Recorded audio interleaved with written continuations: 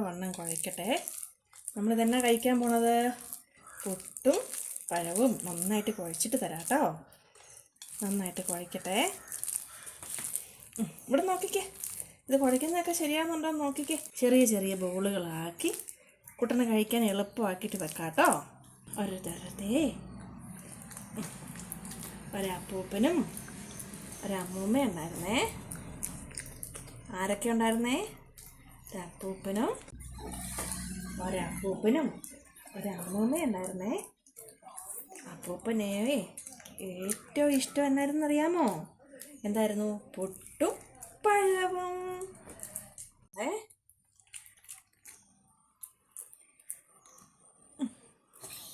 അവിടെ ആരുമില്ല. ഇട്ടിട്ടുണ്ട്, പഴമിട്ടിട്ടുണ്ട്. തേങ്ങയുടെ കഷ്ണമുണ്ട്, അതൊന്നും തിന്നാൻ പറ്റിയില്ല. അത് തേങ്ങ ചിരണ്ടി പിടിച്ചിട്ട് അടന്നു പോയതാണേ. മിടുക്കൻ കുട്ടികൾ എങ്ങനെയാണെന്നറിയാവോ? മിടുക്കനാവേ. ഇങ്ങനെ കഴിച്ചാൽ മിടുക്കനാ. ഇതുണ്ട്, ഇച്ചിരി ഉള്ളു. ഇതിനകത്ത് തേങ്ങ ഇട്ടിട്ടുണ്ട്, ഇതിനകത്ത് പഞ്ചസാരയുണ്ട്. ഇതൊക്കെ ഇച്ചിരി മിടുക്കനാണേ. ഇച്ചിരി ചൊറിച്ചിൽ വന്നു.